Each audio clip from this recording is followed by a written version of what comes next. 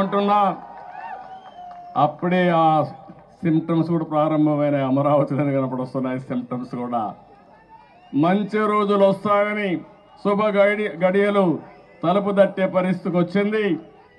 అందుకే ఇప్పుడిప్పుడే ఎక్కడికక్కడ ప్రజల్లో కూడా ఒక నూతనమైన ఆశ కూడా వచ్చే పరిస్థితి వచ్చింది.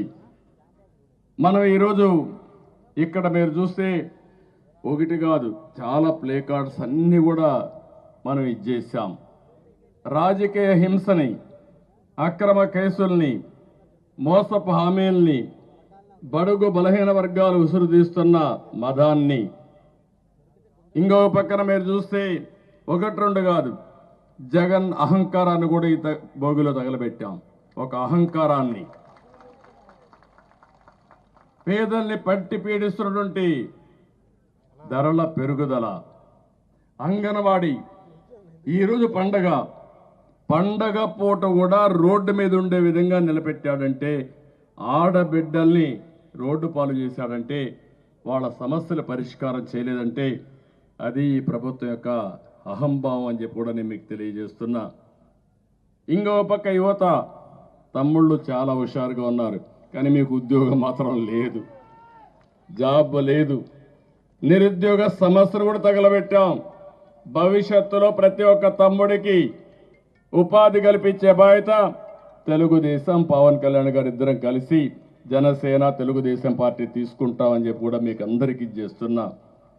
ప్రజల కష్టాలు, నష్టాలు, బాధలు, సమస్యలు అన్నీ కూడా ఈరోజు ఈ భోగులో తగలేశాం.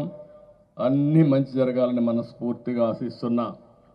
మన సంస్కృతి సాంప్రదాయాలు మీరు ఒకసారి చూస్తే, ఒక పక్క ఈరోజు భోగి, రేపు సంక్రాంతి.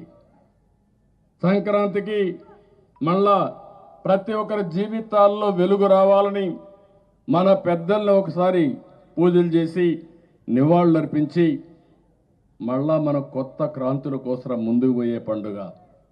మన సంస్కృతులు ఇంకో భావం చూస్తే ఎల్లుండు కనుమ పండుగ రోజున పశువులకు కూడా పూజలు చేసి పశు సంపద పెరగాలని, తద్వారా పాడి పంటలే కాదు పశు పంటలు కూడా పశు సంపద పెరగాలని మనం ఆకాంక్షించే పరిస్థితికి వస్తున్నాం. ఇలాంటి ఒక సుసంపన్నమైనటువంటి సంస్కృతి సాంప్రదాయం తెలుగు వారి సొంతం, దాన్ని నేను గర్వపడుతున్నా. కానీ ఈరోజు నాకు ఒక బాధ కూడా ఉంది. ఈరోజు పండుగ కూడా సరిగా జరుపుకోలేని పరిస్థితిలో పేదవాళ్ళు ఉండే పరిస్థితికి వచ్చారు. ఇక్కడ మీరు చూస్తే ఒకప్పుడు సంక్రాంతి కానుకిచ్చేవాళ్ళం. 6 రకాల వస్తువులతో సంక్రాంతి కానుకిచ్చాం. అదే మరి క్రిస్మస్ గిఫ్ట్ ఇచ్చాం, రంజాన్ తోఫా ఇచ్చాం. ఈరోజు పండుగ జరుపుకోవాలంటే ధరలు విపరీతంగా పెరిగిపోయినాయి. ఒకటి కాదు, నిత్యావసర వస్తువుల ధరలన్నీ పెరిగాయి. పెట్రోల్, డీజిల్ పెరిగింది, కరెంటు ఛార్జీలు పెరిగాయి, పన్నులు పెరిగాయి. ఇంకా మీరు చూస్తే పేదవాడు బతికే పరిస్థితి లేకుండా పోయింది. 10 రూపాయలు ఇచ్చి 100 రూపాయలు దోచుకునే ప్రభుత్వం ఇది. రేపు రాబోయే రోజుల్లో జనసేన తెలుగుదేశం పార్టీ కలిసి సంపద సృష్టించి మీకు 15 రూపాయలు ఇచ్చి ఆ 15ని 100 రూపాయలు చేసే విధానం, 1000ని 1000 రూపాయలు చేసే విధానం, 1000ని 10,000 రూపాయలు చేసే విధానం, పేదవాడికి సంపద సృష్టించడం ఏకైక ధ్యేయంగా ఈ 2 పార్టీలు ముందుకు పోతాయి. చాలామంది కనిపిస్తుంది.